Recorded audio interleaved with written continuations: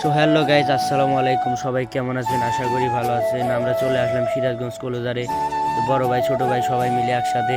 তো আমরা চলে যাইতেছি ওপার, আমরা চলে যাইতেছি চর এলাকায়। তো আপনাদেরকে দেখাবো চর এলাকায় মানুষ কীরকমভাবে বসবাস করে। তো ওই দৃশ্যই দেখাতে আমরা দেখতে যাইতেছি, আপনাদেরকেও দেখাবো।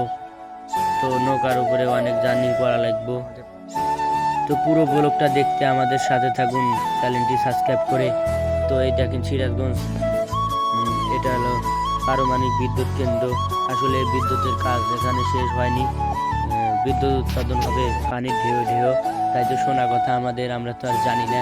তো নৌকা দিয়ে চলা শুরু করলাম, অনেক পুরো 1-1.5 ঘন্টার পথ আসলে জার্নি করা লাগতো। তো জার্নি আমাদের 1-1.5 ঘন্টা মনেই হবে না ইনশাল্লাহ। মনে করেন যে খুব আনন্দ করতে করতে গেলাম আমরা চলে। তো সবাই মিলে গান গাইলাম, আরও অনেক কিছু করতে করতে চলে গেলাম। তো অবশেষে চলে আসলাম সেই রিসোর্ট দেখার জন্য। এবারে যত সুন্দর রিসোর্ট, আসলে আপনারা আমাদের সাথে দেখেন, আপনাদেরকেও দেখাবো।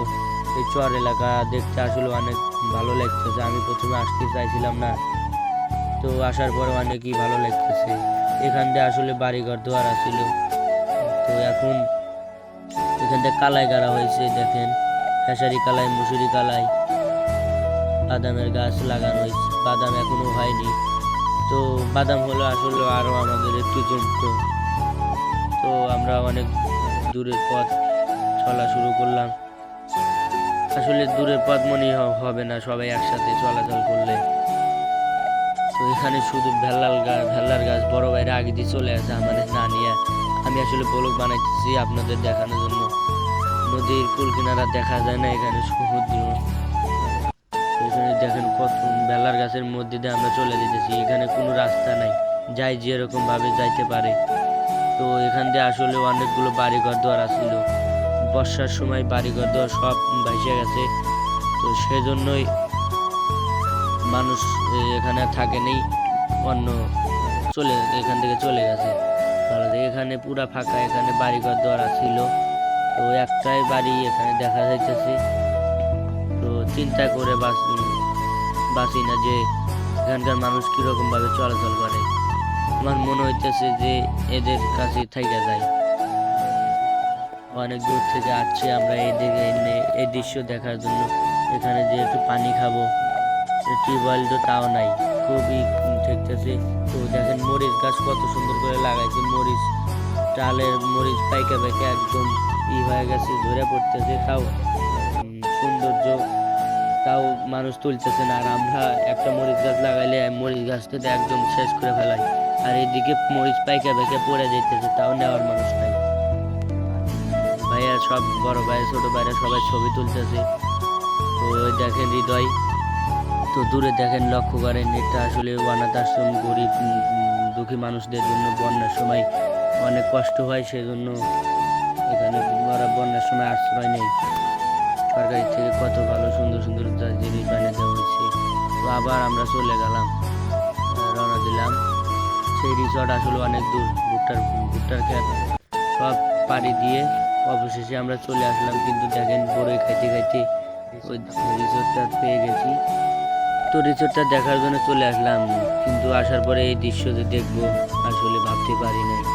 এত সুন্দর রিসোর্ট একবার সব ভাঙা ফেলানো হয়েছে। দেখেন ইট সব খুলে খুলে নিয়ে গেছে। তো আপনাদের আর কি দেখাবো, আমরা এই দেখতে পারলাম না ঠিক মতে। এখানে আসলে অনেক দোকানপাট সব আসছিল। তো দেখেন রিসোর্টটা আসলে কত সুন্দর আসছিল, ভাঙা ফেলাইছে। একদমই ফাঁকা মরুভূমি এলাকা, ভাঙা রিসোর্টটা পড়ে আছে, একটা লোকজন নাই। এই রিসোর্ট যদি ভালো থাকতো, লোকজন অনেক থাকতো। আসলে আসার পরে মনটাই একদম খারাপ হয়ে গেছে। এখানে আসলে অনেক দোকানপাট ঘর বাড়ি আসছিল, অনেক দোকানপাট ছিল। আসলে একটা দোকানপাটও দেখতেছি না এখানে। এখন আর কি করবো, এখানে ঘোরাফেরা তেমন একটু থাকা হলো না। সবাই সে রওনা দিলাম।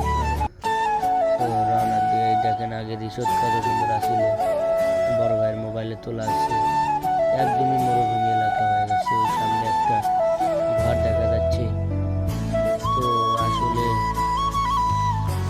ঘরের কাছে যাই, আসলে ওটা ঘর না।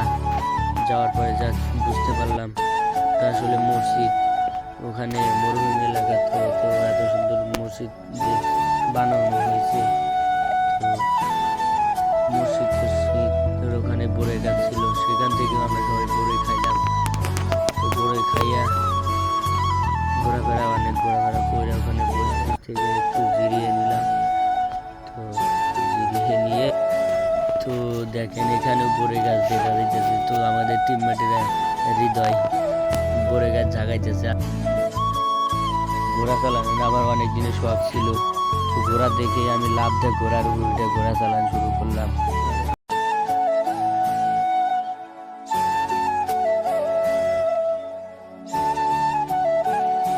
তো আমরা ঘোরাফেরা অনেক করলাম। এবার ঘোরাফেরা করার পর আমরা আবার ওপারে রওনা দিলাম। তো ওই সাইডে আমরা দুজন এই সাইডে আছি। তো এখন আর সবাই একসাথে বসা হলো না। তো জায়গা বসে আমরা অনেক মজা করতে গেলাম। পুরো 1.5 ঘন্টার পরে অবশেষে চলে এসে এসপি সোহেল ভাইয়ের সাথে দেখা। তো সোহেল ভাইয়ের সাথে দেখা এর আসলে ভালোই লাগলো। কল্পনা করতে পারিনি যে সোহেল ভাইয়ের সাথে দেখা হবে। পরে সোহেল ভাইয়ের সাথে অনেক ভিডিও করলাম। ভিডিও বানিয়ে আমরা আবার রওনা হলাম বাড়ির দিকে। আজকের ব্লগ আমাদের এই পর্যন্তই। ধন্যবাদ, সবাই ভালো থাকবেন, সুস্থ থাকবেন।